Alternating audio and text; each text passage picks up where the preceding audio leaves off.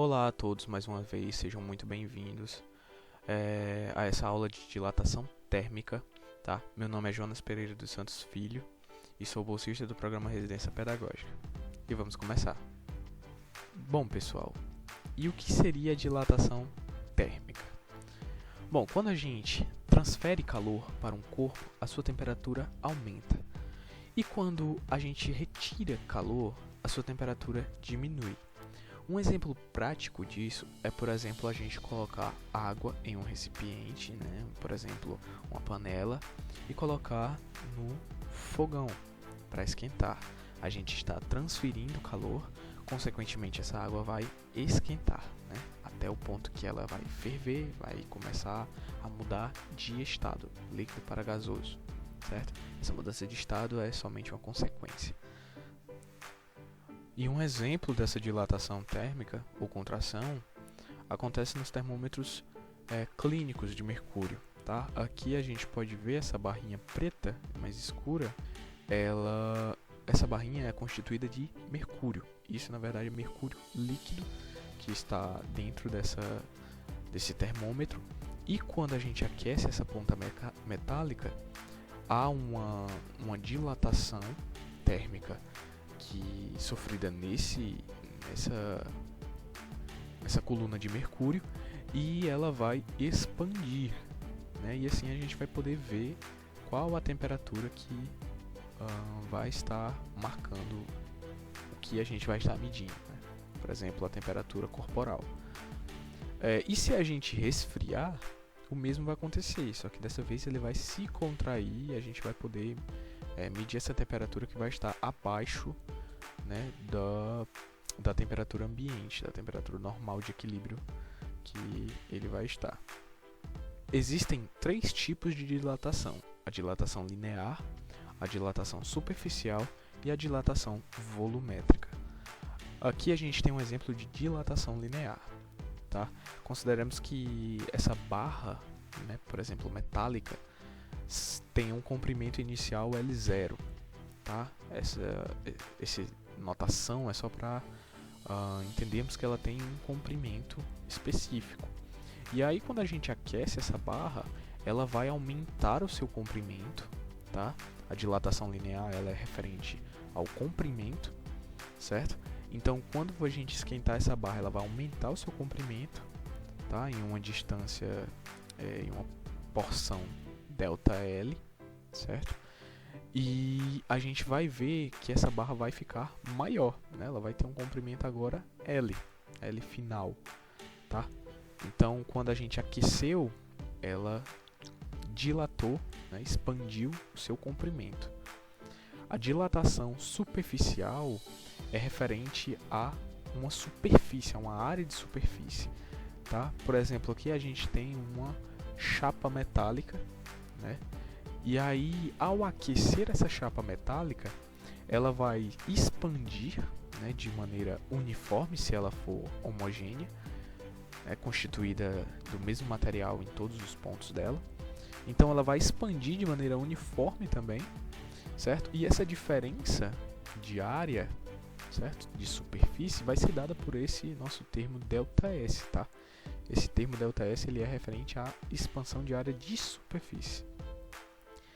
E aí a gente tem a nossa dilatação volumétrica, que é referente ao volume, né? Como seu nome já diz.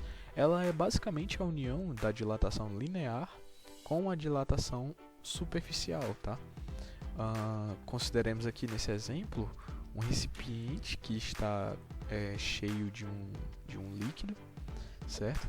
E ela está no limite da sua capacidade volumétrica.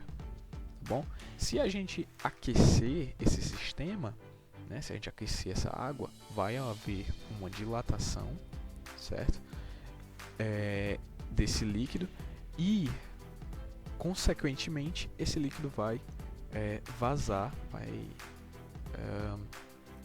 extravasar, né, para fora desse recipiente, tá? Então a diferença, né, de volume vai ser dada por esse líquido que vai ser extravasado, tá? E aí uma coisa importante, note que nesses casos a gente está tratando somente de expansão, mas pode haver sim uma contração, né? A gente pode inverter os papéis, tá bom? É mais fácil de perceber nos dois casos aqui de dilatação linear e superficial, tá bom? Que se a nossa barra inicial for essa, a maior, né, e a gente resfriar ela, ela vai diminuir, ela vai contrair uma distância ΔL, tá bom? E a gente vai ter uma barra menor, tá? Ela vai diminuir o seu comprimento. A mesma coisa acontece com a dilatação superficial. Se a gente vai ter uma chapa, certo, desse tamanho aqui, considerando essa área azul, e a gente resfriar ela, a consequência é que ela vai contrair, né, uma área de superfície ΔS, e a gente vai acabar com essa chapazinha menor. Bom, agora vamos falar, né, vamos aprofundar mais em cada um desses casos. A dilatação linear, como eu falei, ela altera, né, o comprimento. Quando nos interessa saber a variação do comprimento de um corpo devido à temperatura na qual ele está submetido, a gente utiliza a dilatação linear, tá? Aqui nesse exemplo, como no exemplo passado, a gente vai ter uma barra de metal, tá? Por exemplo, de comprimento L0 a uma temperatura inicial θ0, tá? Quando a gente aquece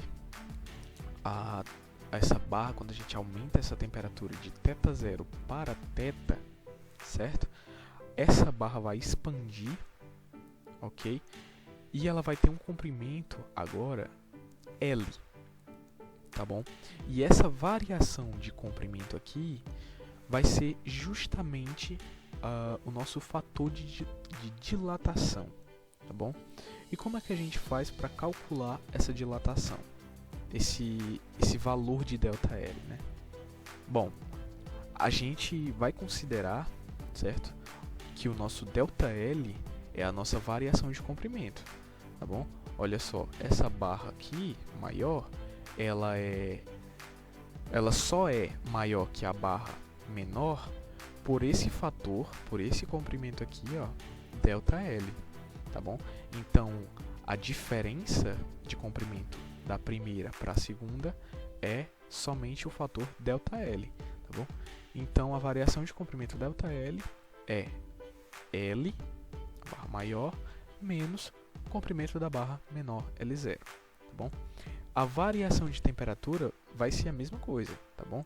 A gente vai considerar a variação final menos a inicial, tá? Esse vai ser o nosso Δθ, é a nossa variação de temperatura.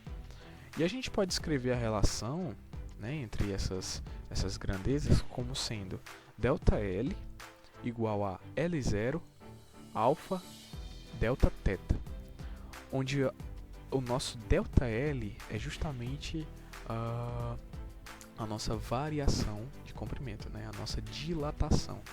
L0, o comprimento inicial da barra, alfa, certo?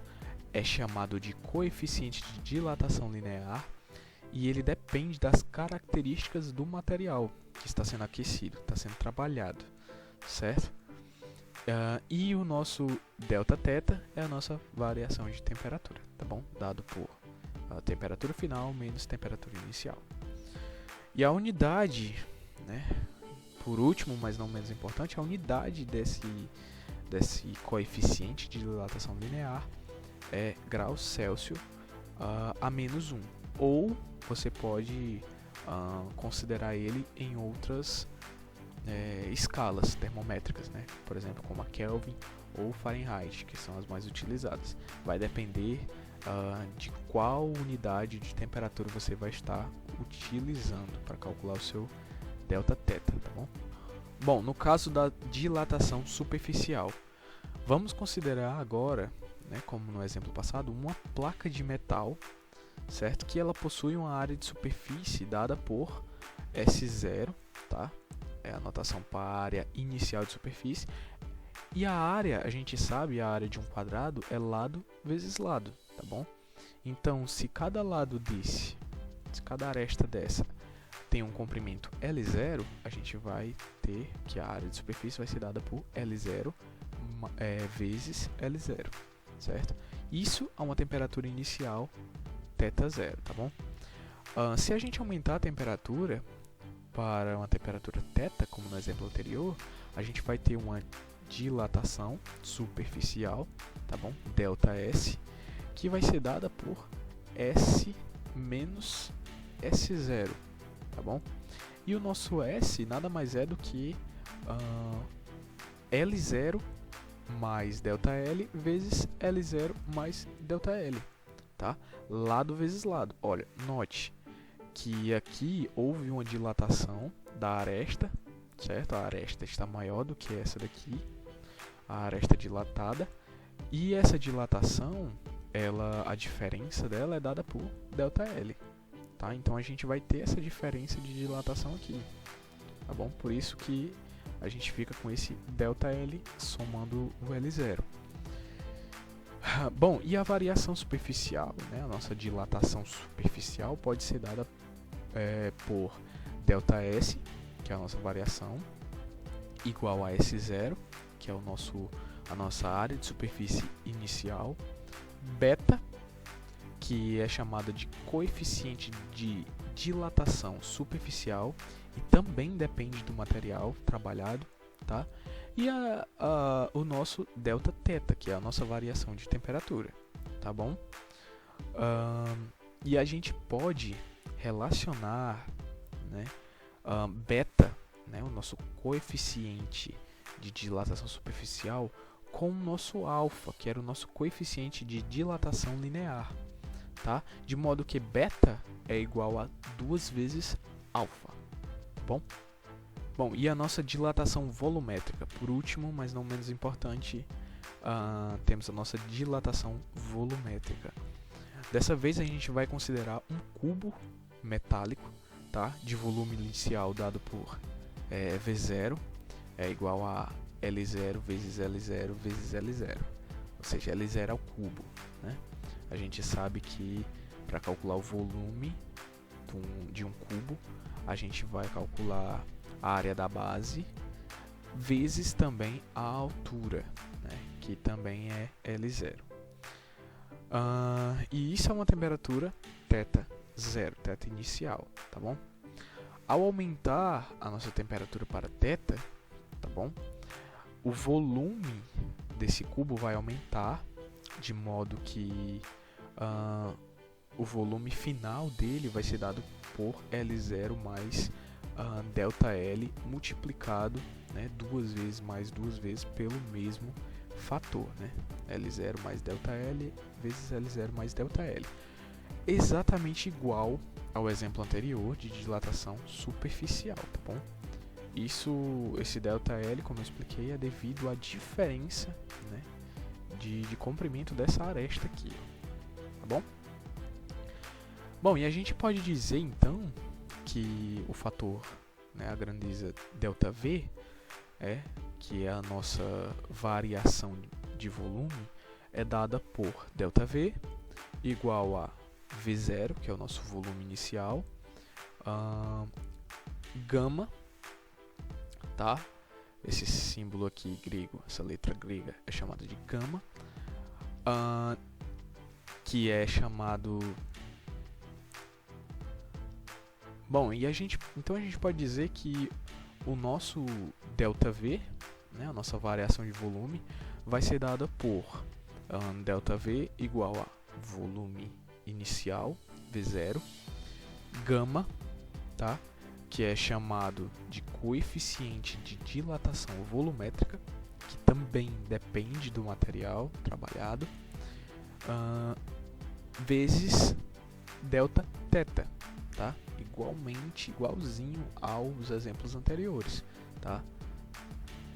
E podemos relacionar também gama e alfa, né, de modo que gama é igual a 3 vezes alfa, tá bom? Bom, isso era tudo que eu tinha para trazer para vocês. Espero que vocês tenham entendido todos os conceitos. Um forte abraço e até a próxima.